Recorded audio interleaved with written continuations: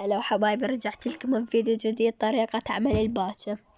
وحبايب قلبي هنا مثل ما شفتوا، اعذروني انه ما صورت لكم طبخ الباتشا بالكامل لانه ابو مصطفى كان عازم اصدقاء فكنت مستعجلة. هيك على الماشي صورت لكم كم فيديو. هنا حطيت السماق على التشريب ودا اشخل بهالطريقة، وهنا تهدير التمة صورت لكم اياه.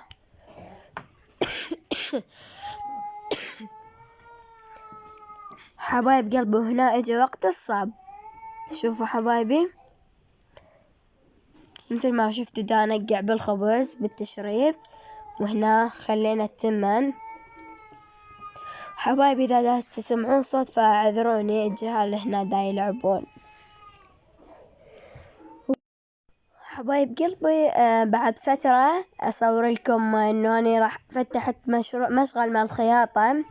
بعد فترة اصور لكم المكان اللي اشتريتهن واصور لكم خياطتي وانشر، هذا صار عندي مجال. شوفوا حبايبي، هنا ضفنا اللحم وخلينا الزلاطة، وهنا يجينا للصينية الثانية دا نصب بيها. وحبايبي اليوم يوم الجمعة قضيت يومي كلي شغل. كملت الغدا، شوفوا بهالطريقة الغدا كملته.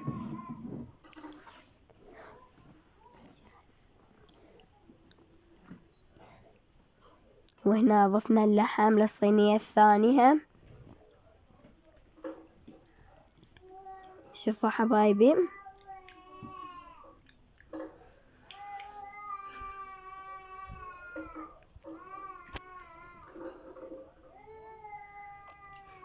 حبايب قلبي وهنا أنا بعد الغداء بديت دا أغسل بالفرشة، لأنه من بداية الشتاء من مديتها بعد ما غسلتها. تعرفون الجهال يكبون ماي، هذا اللي يكب الماي وهذا اللي يكب الشاي، وهاي الفرشة أنا خليتها وسطية.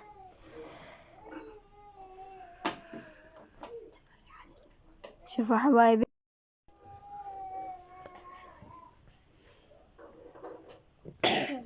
وحبايب قلبي ما أحكي لكم على البرد، كانت الدنيا تمطر وباردة ثلج. هنا أنا سرعت لكم التصوير لأنه التصوير عفوا الفيديو حيل طويل، فما حبيت أخليكم تملون سرعته.